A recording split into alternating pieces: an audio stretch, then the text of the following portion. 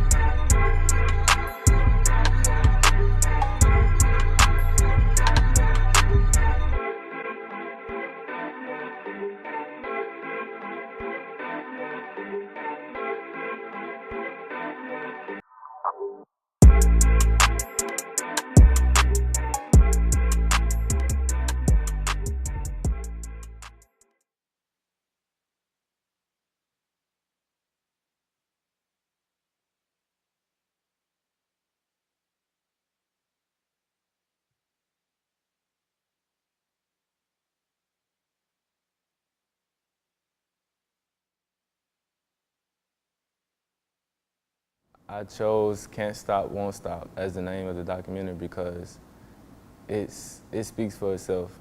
Like I can't stop because I would be letting others down that look up to me. And I won't stop because I was never a quitter at anything I did. Growing up, my brother only played football. And I feel like if my brother played basketball, then I probably would have been in basketball too. But he only played football, so I looked up to him coming up, so I played football.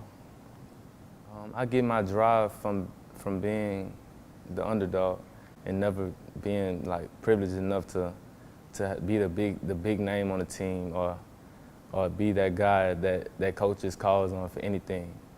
So I always worked hard, but I was never like the best on the team. So I strive to be the best. That if you're passionate for something, then you won't let it go easily. Being a walk-on, you definitely have to work harder than everybody else. Like, you have to. There's no choice. If you don't, then you either get cut or you just sit on the bench. And I'm not here to sit on the bench, so I'm going to outwork everybody. And it's worked out so far, so I'm going to continue to do it. In high school, I was a troubled kid. I was in a bad neighborhood, one of the worst neighborhoods in the city. And I got into big trouble one time. I was 16 years old. And my coach told me either you're gonna choose the streets or you're gonna play for this team. All my friends was on the team, and I basically spent all my time with my friends when we played football together. So if I wasn't with them, then I was in the streets by myself. So I chose football, and it got me where I'm at now. Where do you feel like you would be without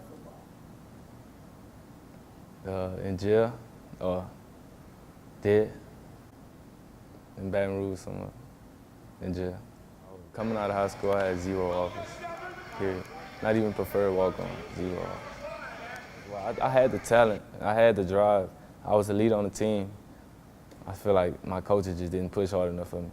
Some of the struggles are having to show the coaches what you can do because they don't know what you can do because they haven't seen your film. And for me, I tried out. Like I wasn't a preferred walk-on, like I said. So they don't know what kind of work ethic I have. They don't know how good I am. All they know is he wants to play this position and he says he does this, but they don't know for sure. So I have to prove myself. So every day you come here, you got to prove yourself, being a walk-on, every single day.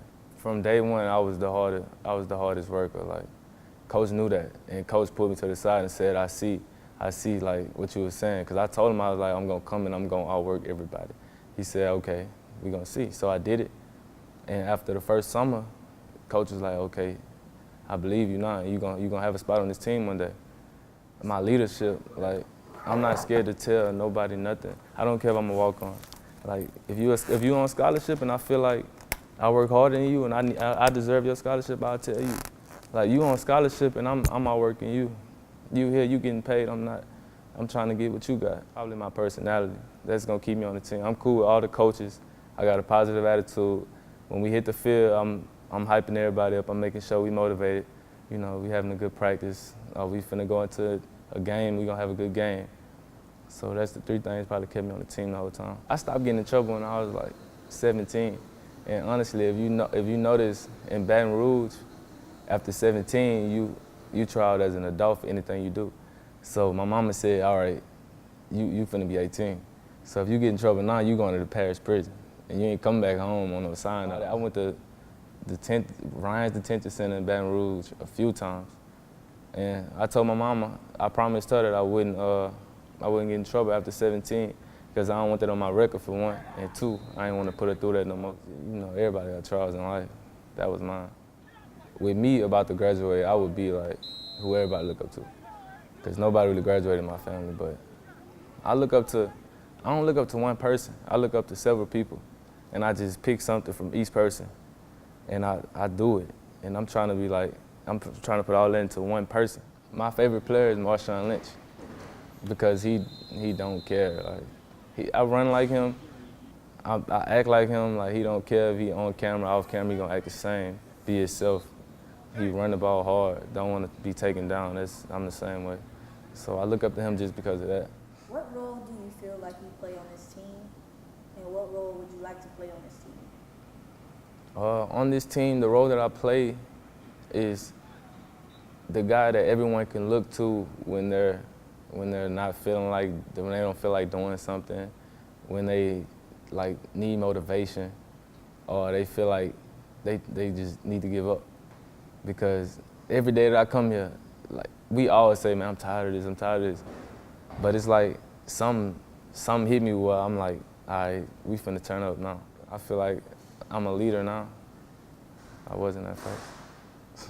So if you had one word of advice for someone who wanted to be a walk-on, what would you tell them? For someone that wanted to be a walk-on, I'll tell them, if you aren't willing to put in the work, then you shouldn't even do it. Coach Dez took me under his wing day one. When he transitioned from wide receivers coach to the running backs coach, Coach Dez didn't look at me as a walk-on. He looked at me as one of the hardest workers on his team. And he told me since day one, he was like, I know you're a good ball player. Your time coming, just keep working. And he still tells me that to this day, every day. He say, I know you can get the job done. You're gonna get the job done because you work hard. You're not gonna let nobody push you over like you. So yeah, the relationship with me and him is real tight. It's real tight. I feel like my story is special because I didn't let outsiders knock me off my path, like the path that I was going, like that I know I need to go down. People will call you lame and call you different names, telling you, man, you switched on me, but I didn't let none of that get to my head, and I stayed on the right path. And I went to school. I didn't stay back home. I went to school. I walked on for a football team. Nobody ever thought I'd do nothing like that. And I beat the odds coming out of Baton Rouge. Everybody thought I'd be in jail or dead, like I said. So that's why I think my story's so special. Because at the end of the day, if you don't like to work, you don't like to be yelled at, you don't like to be criticized, then you're gonna quit. And then that means you're doing everything for nothing. Like, say if I was to quit today, I did all that for nothing. So if you're not willing to work, then don't even try.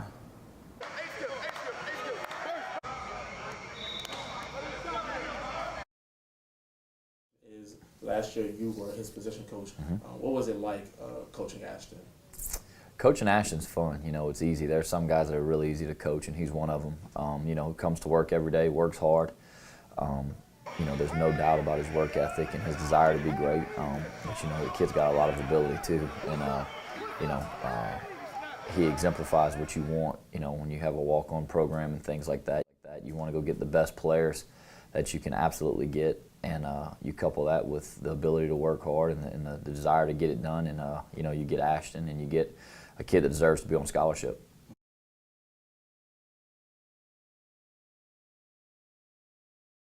Well, you know, I mean, I think work ethic, I think that's a gift. You know, not everybody has it. You know, and Ashton, he doesn't mind the work, you know, and that's the thing, is that he's willing to do whatever it takes to get where he wants to be. You know, he works his tail off in the weight room. He's always in there doing extra, running. You know, the kid, he never gets tired. You know, he can go all day, and it's because of that work ethic and the extra time he puts in. You know, everybody works hard. Everybody does what they're supposed to do. When you get to this level, the things that separate you or the things that you're willing to do on your own when nobody's watching. And Ashton's got that desire and to me, a gift. You know, hard work for him is just normal day work.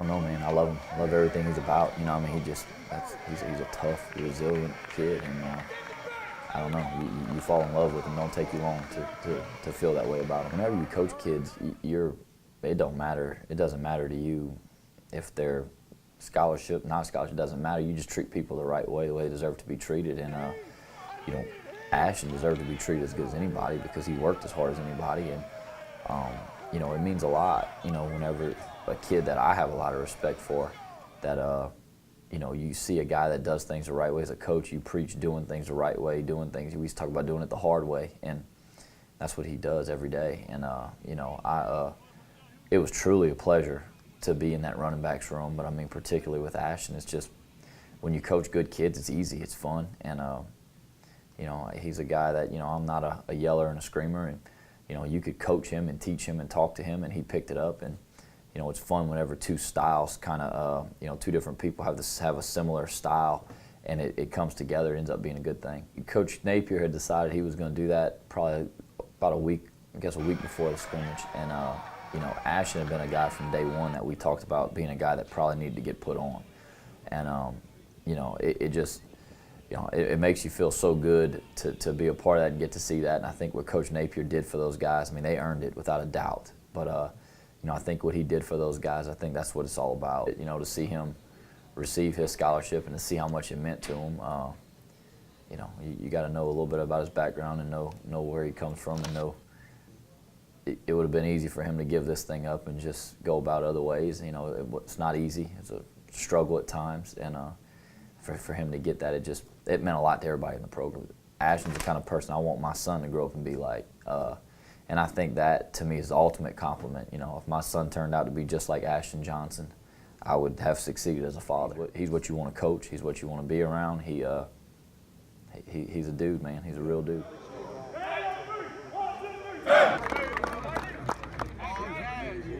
And Tanner Wiggins. How I feel about the scholarship, I feel like a lot of hard work has been paid off. I feel like after all I've been through, it was all worth it. So if you ever want to do this, you can do it. Anybody can do it.